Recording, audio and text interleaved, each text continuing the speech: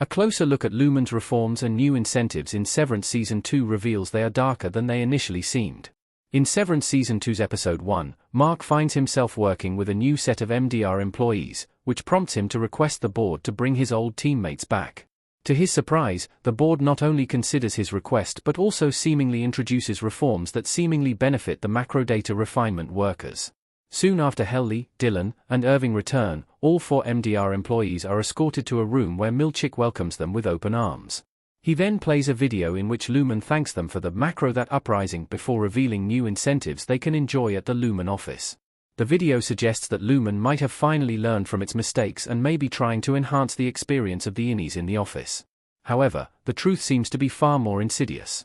Lumon's new reforms look less like perks and more like punishments.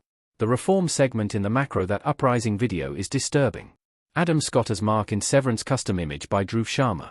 When the macro that uprising video features Lumon's reforms and incentives in Severance Season 2's Episode 1, it seems the company is finally taking provisions to make the MDR employees feel better about their workplace. From fun activities like pineapple bobbing to new snacks and candies, from entertaining spaces like mirror rooms to hall pass allowances, Lumon seems to give the employees way more freedom and comfort than ever. However, a closer look at these incentives suggests a darker truth about the company's motives. In the macro that uprising video, Dylan starts convulsing after he consumes the new Lumon snacks, suggesting they are laced with something harmful.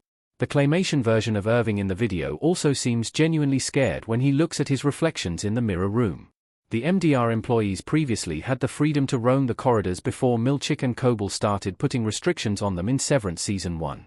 This suggests that the new hall passes are less about granting freedom and more about controlling the employees. The pineapple bobbing activity looks more like a torture ritual than a fun office game.